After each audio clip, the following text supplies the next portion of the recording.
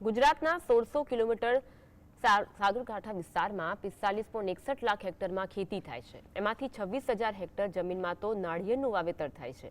આ જમીનમાંથી એકલા ગીર સોમનાથ અને જૂનાગઢ જિલ્લાના બંનેનો મળીને કુલ હિસ્સો 16,300 હેક્ટર થવા જાય છે। 1 હેક્ટર જમીનમાં 13,000 નાળિયેરનું ઉત્પાદન સરેરાશ આવે છે। આ રોકડિયા પાકને હાલ સરકારે નાળિયેરની બીટી જાતને વેગ આપવા માટે સારા પ્રોત્સાહન આપવાનું ચાલુ કરતા જૂનાગઢ જિલ્લામાં 138 હેક્ટરમાં વાવેતરનો વધારો થયો છે। જૂનાગઢ જિલ્લામાં કુલ નાળિયેરનું વાવેતર 6,600 હેક્ટર છે, જ્યારે ગીર સોમનાથ જિલ્લામાં હાલ 9,700 હેક્ટર જમીનમાં નાળિયેરના વાવેતર થાય છે। એમાં એકલા વેળાવર પંથકમાં 6,500 હેક્ટર જમીનમાં વાવેતર થાય છે।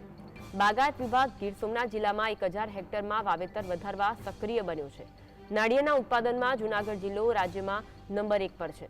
ગુજરાતમાં દર વર્ષે 23 કરોડ નાળિયેરનું ઉત્પાદન થાય છે।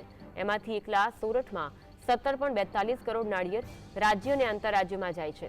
જૂનાગઢ અને ગીર સોમનાથ જિલ્લા ઉપરાંત ભાવનગર જિલ્લાના મહુવા અને દરિયાઈ વિસ્તારો, વલસાડ, કચ્છ, દેવભૂમિ, દ્વારકા જિલ્લામાં પણ વાવેતર થાય છે। સરકારે નાળિયેરના વાવેતરને પ્રોત્સાહન આપવા માટે વાવેતર ઇન્સ્ટિટ્યૂટ આપવાનું પણ ચાલુ કર્યું। અગાઉ 1 હેક્ટર રૂપિયા 11,700નું પ્રોત્સાહન મળતું હતું। હવે સરકારે આ હેક્ટર સુધી આવું પ્રોત્સાહન આપવાનું ચાલુ કર્યું। તેમાં પ્રતિ હેક્ટર રૂપિયા 37,500 લેખે કુલ મળીને રૂપિયા 1.50 લાખ અપાય છે। આ યોજના બીટી નાળિયેરી માટે છે।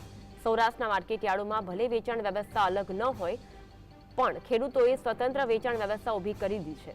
માંગરોળમાં વાડીઓમાંથી સીધું વેચાણ થાય છે અને ટ્રકો ભરાઈને મુંબઈ સુધી પહોંચી જાય છે, તો ચોરવાડ પાસેના કુકસવાડા તથા ગડુમાં લીલા નાળિયેરનો મોટો કારોબાર થાય છે। અન્ય રાજ્યોને ટ્રાન્સપોર્ટેશન ખર્ચ વધી જતો હોવાથી સાઉથના લીલા નાળિયેર ખરીદવા પોસાતા નથી। આથી સૌરાષ્ટ્રના લીલા નાળિયેરના વાર્ષિક વેચાણનો આંકડો કરોડોએ આંબી જાય છે। તેમાં પણ ગડુથી ચોરવાડ જતા કાણેક સુધી, એ પછી ચોરવાડથી માંગરોળ જતા અને કેશોદ તરફથી માંગરોળ જતા વખતે માનખેતરાથી માંગરોળ સુધીના વિસ્તારમાં કોઈ જાય તો તેને દક્ષિણ ભારતમાં પહોંચી ગયાનો અહેસાસ થાય। આવી રીતે માધવપુરથી પોરબંદરના પટ્ટામાં પણ અનેક જગ્યાએ મનમોહક નાળિયેર મન મોહી લે છે।